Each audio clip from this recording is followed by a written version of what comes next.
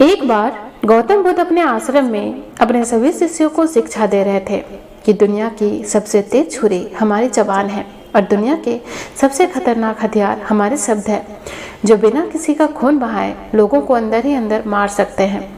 हमारे शब्द हमारी ताकत हो सकते हैं, लेकिन यह हमारी सबसे बड़ी कमजोरी भी हो सकती है अगर हमें नहीं पता कि कब, कहां और क्या बोलना है और कितना बोलना है।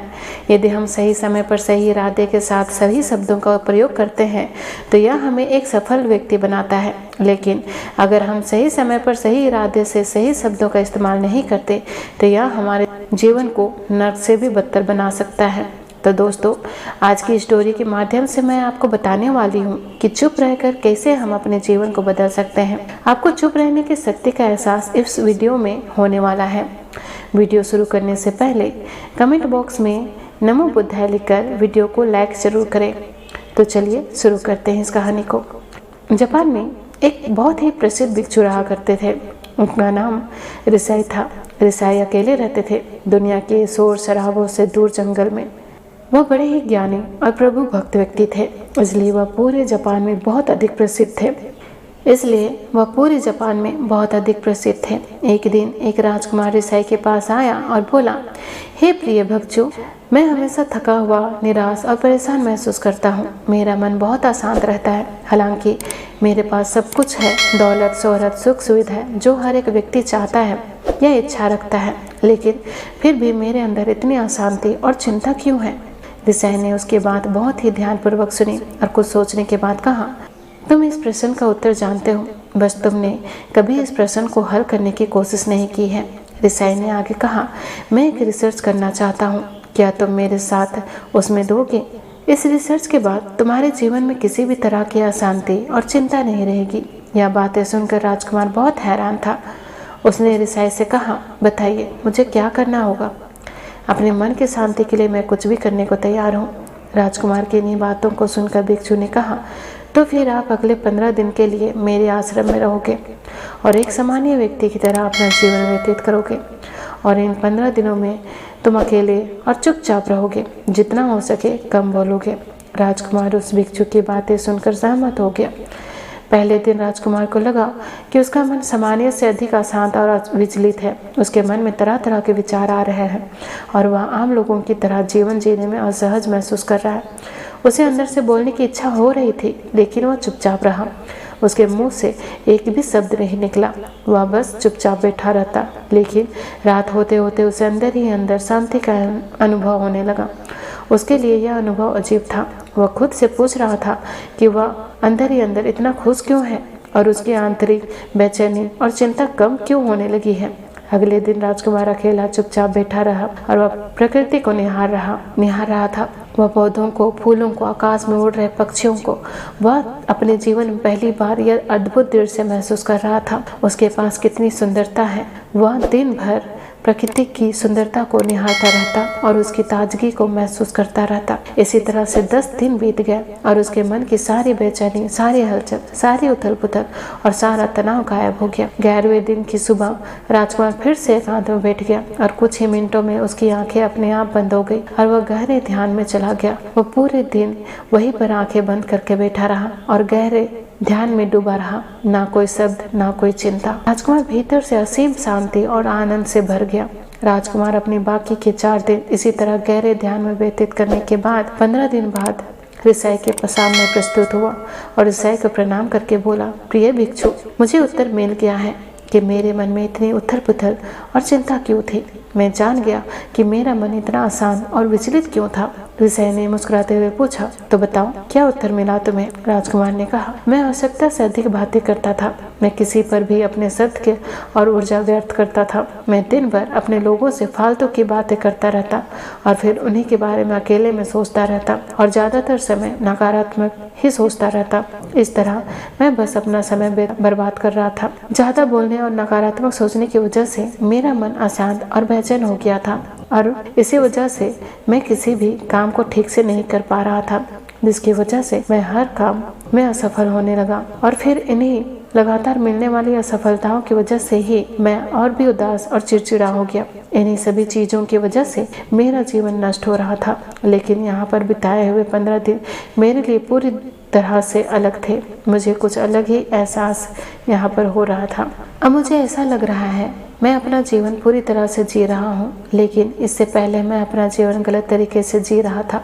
और मैंने यह भी सीखा कि हमें सिर्फ ध्यान करने की जरूरत नहीं है, ध्यान अपने आप होता है। अब हम इस शांत और मौन रहते हैं। जब हम शांत और मौन रहते हैं, ध्यान के पिछले कुछ दिनों के दौरान मैंने जो पहली चीज सीखी वह यह है कि मनुष्य के जीवन की सबसे महत्वपूर्ण घटना स्वयं को जानना है। यह सुनकर रिसाई ने कहा, सिर्फ तुम ही नहीं, दुनिया में ज्यादातर लोग जरूरत से ज्यादा बोलते हैं। आज भी लोग ज्यादातर समय केवल एक दूसरे को नीचा दिखाने के लिए ही बोलते हैं। कुछ लोग ना चाहते हुए बातें करते हैं और अपना जीवन बर्बाद कर लेते हैं। रिसाई ने राजकुमार को चुप रहने का महत्व समझाते हुए कहा, एक बार गौतम बुद्ध से उनके शिष्यों ने पूछा, प्रिय बुद्ध, आप ज्यादातर समय चुप क्यों रहते हैं? बुद्ध ने कहा, क्योंकि चुप रहने से व्यक्ति अंदर से अनंत शांति की गहराइयों में होता है। मौन अपने भीतर उतारने की पहली सीढ़ी है। मौन के बिना स्वयं को जानना असंभव है। स्वयं को जानने और समझने का पहला नियम है कि मौन हो जाओ। उतना ही बोलो जितना अत्यंत आवश्यक हो। बेफिजूल की बातें करना छोड़ दो। तुम अचानक पाओगे कि 90% से भी ज्यादा लोग व्यर्थ ही ज्यादा बोलकर अपना समय बर्बाद कर रहे हैं। ना बोलने का कोई भी नुकसान नहीं है, लेकिन यदि आप ज्यादा बोलते हैं तो आप अत्यधिक गलती कर देते हैं। अगर व्यक्ति कम बोलना शुरू कर दे तो दुनिया की 90% मुसीबतें कम हो जाएगी, झगड़े फसाद कम हो जाएंगे, उपद्रव कम हो जाएंगे, अदालतें कम हो जाएगी। अगर लोग थोड़ा चुप रहना सीख ले, संसार की बहुत सारी समस्याएं हैं, बहुत सारा उपद्रव सिर्फ बोलने से पैदा होते हैं। सारी बात मौन सीखने की है। जब तुम नहीं बोलते तब तुम एकांत में अकेले हो जाते हो। भरे बाजार में भीड़ में खड़े होकर भी नहीं बोलते तो हिमालय के शिखर पर पहुंच जाते हो। जिसने मौन की कला जान ली वो भीड़ में भी अकेले होने की कला जान लेता है। वह अपने भीतर ही डुबकी लगाने लगता है। एकांत में तो आदमी स्वर्ग में है। दूसरे की उपस्थिति ही बेचैनी पैदा करती है। पहले तुम्हें चुप रहने की शक्ति को धारण करना होगा। इससे तुम अधिकतर ऊर्जा को बचा लोगे और फिर इस स्थिति में पहुंच जाओगे कि तुम कम बोलने लगोगे। अगर तुम किसी के यहाँ पर जा रहे हो और परेशान हो जाओ तो ऐसे में उचित है कि आंखें बंद कर लो और अपने में खो जाओ। वहाँ से आपको ताजगी महसूस होगी, क्योंकि तुम्हारे अंदर ही जीवन का वो स्रोत छिपा हुआ है, वह किसी दूसरे में नहीं है। इसके बाद राजकुमार उस ईसाई से पूछते हैं, आखिर कौन हमें अपने अंदर तक ले जाएगा? यह बातें सुनकर ईसाई बुद्ध कहते हैं, तुम्हें स्वयं ही अपने अंदर उतारना होगा। वहीं से परम राज्य जीवन का आनंद ले पाओगे। आनंद का यही से जन्म हुआ है। यही से तुम मौत में डूब जाओगे। यही तुम्हारा सूरज उदय होगा और यही से अस्त होगा। इसी प्रकार तुम बार बार डुबकी लगाओ। जब भी तुम डुबकी लगाकर लौटोगे वहां से तुम पाओगे कि फिर ताजगी भरी जीवन की नई संपदा मिलेगी। इस नई शक्ति के जन्म होने से तुम्हारी थकान दूर हो जाएगी, उदासी जाएगी, चिंता जाएगी। जैसे कोई स्नान करके लौटता है तो शरीर शीतल हो जाता है, शांत हो जाता है। ऐसे ही जब कोई भीतर से साफ होकर वापस आता है तो मौन में स्नान करके लौटता है तो समस्त अस्तित्व, समस्त व्यक्तित्व शांत और मौन हो जाता है, आनंदित हो जाता है। जब तुम आंतरिक मौन की उस पराकाष्ठा पर पहुंच जाओगे तब तुम पाओगे कि बोलने से भी तुम्हारा मौन खंडित नहीं होता, वो बना ही रहता है। उसका एक अंतर धारा लगातार तुम्हारे भीतर बहती रहती है। तुम बोलते हो तुम शब्द का उपयोग भी करते हो, लेकिन वो तुम्हारे मौन को खंडित नहीं कर पाते। एक बार गहरे मौन में स्थिर हो जाओ, फिर तुम्हारी वाणी में भी मिठास आ जाएगी। तुम्हारा बोलना संगीतपूर्ण होगा, तुम्हारा बोलना सत्य होगा। तुम बोलोगे तो दूसरे पर भी शीतलता छा जाएगी। जैसे ही तुम अंदर से चुप होते हो तुम इतने शक्तिशाली होने लगते हो कि समाज की निर्भरता तुम छोड़ने लगते हो और तुम्हारे जीवन में एक मस्ती आती है जो केवल दीवानों के जीवन में होती है। तुम्हारे चेहरे पर एक नई रौनक आ जाती है, तुम्हारी आंखें किसी अमृत के समान हो जाती है और तुम अनंत शांति के समुद्र में डूबने लगते हो। इतना कहकर भिक्षु ऋषि ने अपनी बात खत्म की और वह मौन में चले गए। राजकुमार उनका धन्यवाद कर अपने महल में चला गया। दोस्तों, आपने भी अनुभव किया होगा कि बहुत ज्यादा बात करने से दिमाग अशांत हो जाता है, जिससे हम अपने दिमाग में नियंत्रण खो देते हैं और साथ ही अपना ध्यान भी खो देते हैं। जो लोग बहुत ज्यादा बोलते हैं उनके पास किसी एक काम पर ध्यान केंद्रित करने की काबिलियत नहीं होती।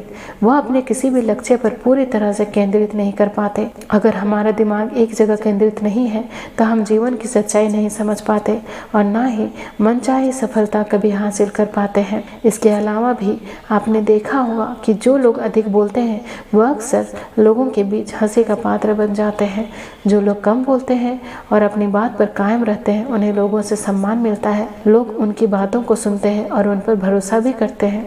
जो लोग जरूरत से अधिक बोलते हैं और अपने विचारों के बारे में पक्के नहीं होते उनका दिमाग स्थिर और विचलित रहता है, सोच से भरा रहता है और एक अशांत दिमाग वाला व्यक्ति जीवन में किसी भी चीज में सफल नहीं हो पाता क्योंकि वह किसी भी काम में फोकस नहीं कर पाता। यदि किसी व्यक्ति को यह पता है कि उसे कब, कहाँ और क्या बोलना है तो वह व्यक्ति सच में बहुत बुद्धिमान है और ऐसा व्यक्ति जहाँ भी जाता है उसका व्यक्तित्व आकर्षण का केंद्र बन जाता है और वह जो कुछ भी करता है उसमें सफल अवश्य होता है। अगर हम किसी महान और सफल व्यक्ति की व्यक्तित्व को गहराई से देखें तो पाएंगे कि वो कम बोलते हैं और कम से कम शब्दों में अपनी बात खत्म कर देते हैं। वो बोलने से पहले वो चीज़ों और जिसके बारे में उसे बोलना है उनके बारे में गहराई से सोचते हैं। लेकिन जो लोग बहुत ज़्यादा बोलते हैं, बहुत बार वो झूठ भी बोलते हैं और अपनी बातों से दूसरों के मन और विचारों पर कचरा डालते रहते हैं। वह ज़्यादातर समय दूसरों की बुराई करते रहते हैं, इसलिए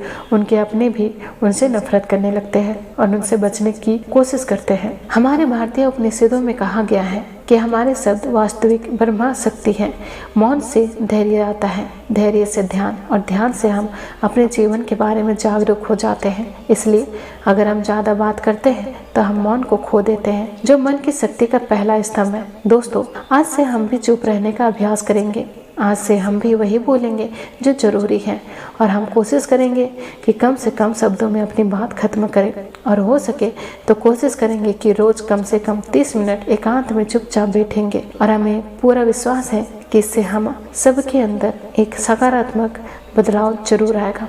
इसी के साथ इस वीडियो को ख़त्म करते हैं। तो दोस्तों, उम्मीद कर आपको इस कहानी से एक अच्छी सीख मिली होगी। यह कहानी आपको कैसी लगी हमें कमेंट बॉक्स में जरूर बताइएगा और साथ ही इस कहानी को अपने दोस्तों के साथ जरूर शेयर करें ताकि उन्हें भी इस कहानी से कुछ सीखने को मिल जाए। धन्यवाद।